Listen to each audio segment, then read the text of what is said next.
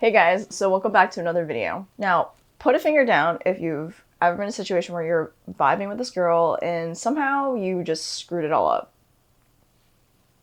Okay, that was me.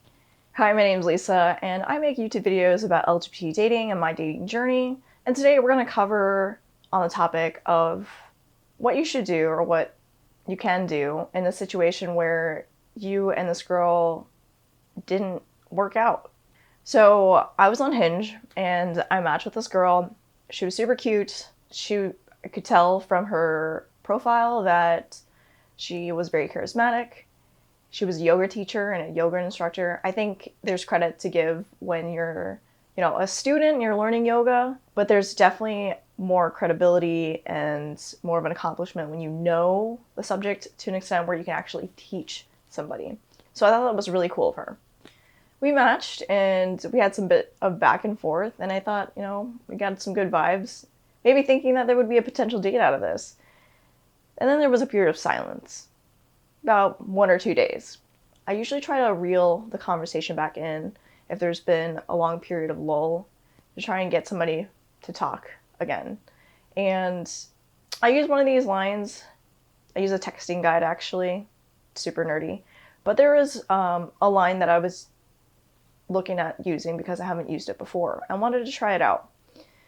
So this is how it goes. Oh my god, did you get kidnapped into white slavery or something? Holla back. I thought this message was a little cheeky, a little fun, poking fun at just her that she hadn't messaged me back.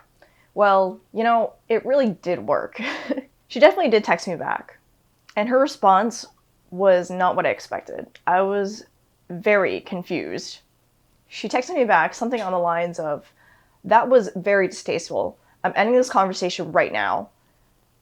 And I was just so shocked. Didn't expect that kind of response because I was coming from a place of just, hey, nudging her. Hey, you haven't messaged me back. What's up?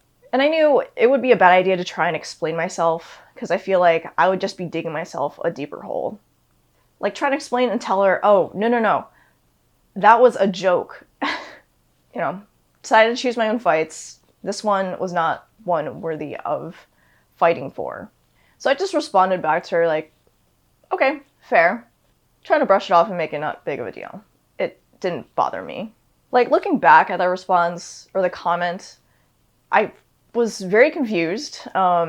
She was white, if you want to take race into consideration. And coming from somebody like me, who's Asian American, and some would say that I am considered a person of color, I'm just poking fun at her. But I can see how it could be misconstrued. I would say that one of the issues with dating online, with the whole texting, a lot of our body language and tone of voice isn't conveyed over electronic messages like this. That piece totally flew over her head, that I was coming from a good place.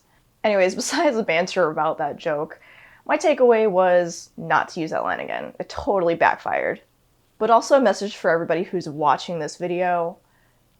It's very easy to get caught in the mess and blame yourself and feel very regretful of what you had done, what you had said, which I did. But I like to live by this quote. Don't regret your past, learn from it. Regrets just make a person weaker. Now, this is a quote from Solid Snake from Metal Gear Solid 2. And he's right. Regret, very easy to fall into that trap. Very negative feeling, which I remember. But look back and think of it as a lesson. All those failures, all those choices that you made, yes, they sucked, but what can you learn from it? So that's what I'm taking away from this experience. Like I said, it's very easy to beat ourselves up about it.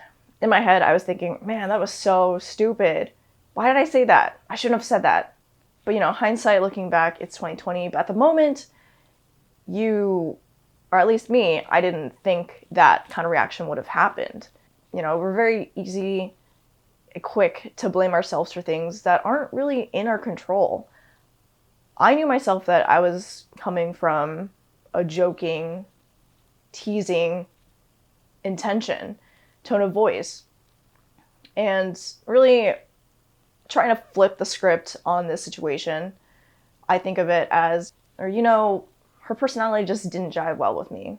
She just didn't get the joke. She just didn't get the sense of humor that I was coming from.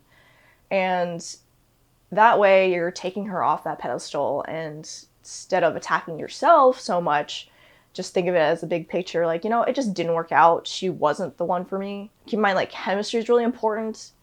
Personality is really important. Having that connection and understanding each other's sense of humor is important. And if she's not understanding that I'm coming from a place of teasing, then what else is she not gonna be okay with?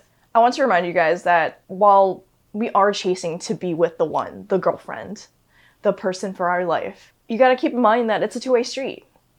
It can't just be like you wanting this one person, but they also have to like you back. And that's important too. If they don't, please let it go. It's not meant to be. Don't force it. It's only gonna cause more headache. And if you're gonna get married, it's gonna lead to a divorce. Hopefully you don't get to that point. Be aware of those red flags. If it doesn't work out, like what I experienced for that small interaction, it's saving me a whole big of a headache later on.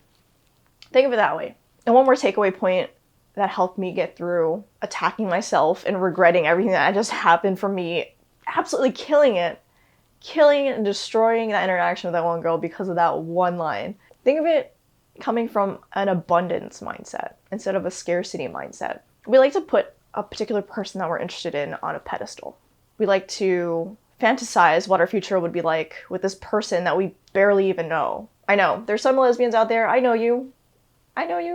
We fall in the same traps. And it's dangerous for us. We latch on to this person and this fantasy, and when things don't work out, it tears us apart. So instead of sticking on to this one person, that would be a scarcity mindset, thinking, oh man, that was the one, I screwed it, I blew it. There's not going to be anyone like her. Think of instead, again, flipping the script and reaffirming yourself. What do you have to do? You tell yourself and remind yourself the words of, there's going to be another one out there. I'll just try again. I know not to do that again, right? Like, that's what I said before. But there will be another one that will understand my sense of humor or my intent and move on from that. Instead of dragging myself down and thinking there will never be another try. And the reality is there are plenty of other queer women out there that you just have yet to meet. So dating sucks, and it really sucks when you feel like you totally screwed it up because you said the wrong thing or you did the wrong thing. But I want to remind you of these 3 things of what I did to try and get myself out of that negative headspace. So like I said, 1, don't regret, learn from it. 2, I want you to shift the blame from yourself and think of the big picture and remembering the importance of chemistry between 2 people. Remembering that relationship is a two-way street.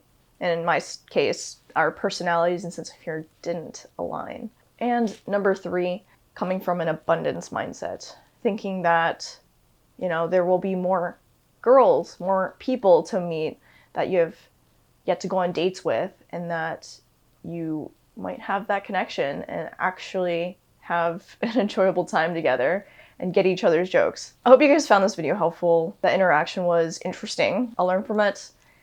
Don't use that line again. But, there are other people out there, so no worries, no sweat.